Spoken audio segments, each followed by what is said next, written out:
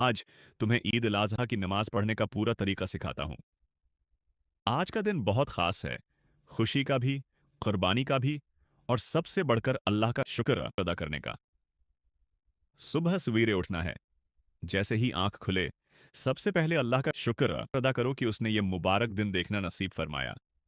फिर उठकर गुस्ल कर लेना है, यानी नहा धोकर पाक साफ हो जाना है। दांतों की सफाई के लिए मुस्वाक करना भी सुन्नत है। फिर अपने बेहतरीन और साफ सुथरे कपड़े पहनने हैं। अगर नए कपड़े हैं तो अच्छी बात है, वरना साफ लिबास भी काफी है। खुशबू भी लगा लेना, ये मर्दों के लिए सुन्नत है। अब ध्यान से सुनो, एक अहम बात, ईद उल अज़हा के दिन नमाज से पहले कुछ खाना नहीं।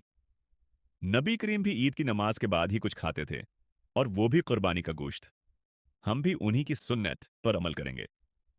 नमाज के लिए घर से निकलते वक्त जबान से तकबीरात पढ़ते रहना। الله أكبر الله أكبر الله أكبر لا إله إلا الله الله أكبر الله أكبر ولله الحمد पैदल जाना बेहतर है अगर मुमकिन हो, और जाते हुए जिससे भी मिलो खिंदा पेशानी से सलाम करो।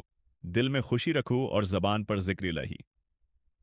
जब ईदगाह पहुंचो तो सफ में खड़े हो जाओ और ध्यान से मेरी बातें याद रखना। हम 2 रकात नमाज पढ़ेंगे, जो इमाम के पीछे पढ़ी जाएगी। जब इमाम الله أكبر कहेगा, तुम भी अल्लाह अकबर कहकर हाथ बांध लो, जैसे आम नमाज में करते हो। इसके बाद इमाम 3 जायद तकबीरें कहेगा। हर बार जब वो अल्लाह अकबर कहेगा, तुम भी कहो और हाथ उठाकर छोड़ दो, नीचे कर दो।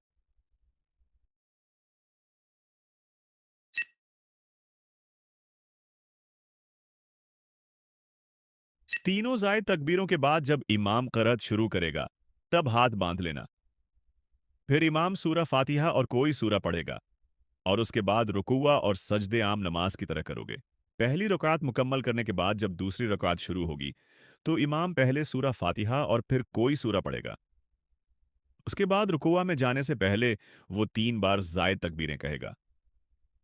हर बार तुमने हाथ उठाकर नीचे छोड़ना है, जैसे पहली रकात में क्या था।